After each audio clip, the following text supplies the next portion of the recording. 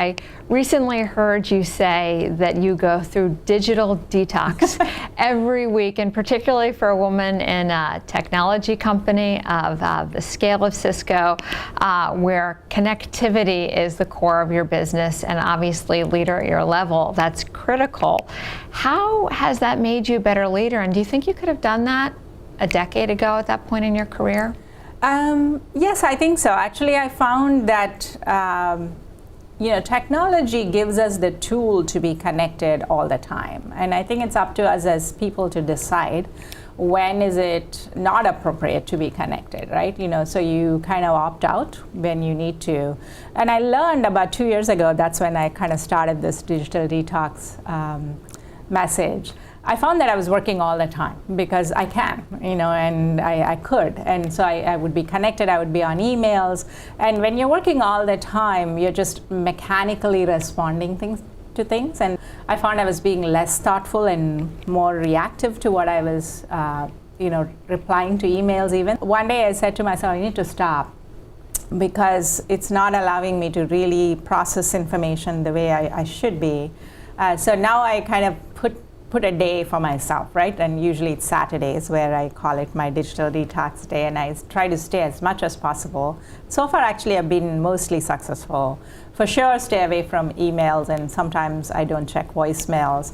I'm online, but I'm online to do fun things. Like I'm online to paint, post pictures of my paintings or see other people's paintings or whatever.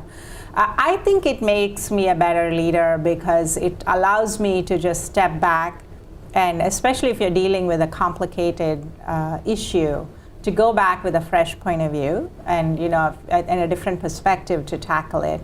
Whereas if I was just in the mode of reply, I'm just skimming through the message without really understanding the depth of what's there and replying back. So I do to this day believe that once in a while we have to step back, do something else, and go back to being analytical. Otherwise, only part of your brain is being exercised all the time. You clearly have extraordinary influence, not just in your company and in the tech world, but you've also leveraged so many different platforms to connect with these communities. Right now, you have over 1.4 million followers on Twitter. Why does the CTO of Cisco have 1.4 million followers on Twitter? I don't know. That's a great question. I find, especially in this age of social media and mobile as a platform where people consume all kinds of information in small bits and in large volumes, right? People respect and seek authenticity. People want to know who you really are as a person. They want to see me not just as a title in a big company, as the CTO of Cisco, but they want to know who Padma really is, and what does she do. And so I think that is why I believe that I have a bigger following than probably others. And it's because I talk about poetry, I talk about art, I talk about the plays I see, I talk about movies, and I talk about my travels. And so you tend to be more interesting to different kinds of people rather than just tech people who care about Cisco. Obviously, I talk about Cisco as well. But in fact, it's actually funny now. Cisco, often I get messages from our marketing team, will you tweet this for us?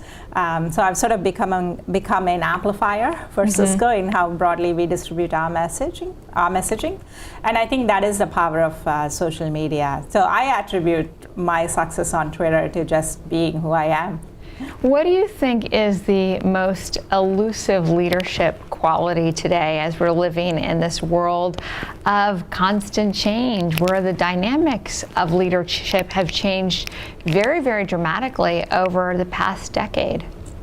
I don't know if it's elusive, but the most difficult thing to balance these days is kind of these juxtaposed skill sets that you have to bring together, right? So for example, things are moving so quickly, you do need to make decisions and make bets to set the direction for the company or for your team or a product that you're building.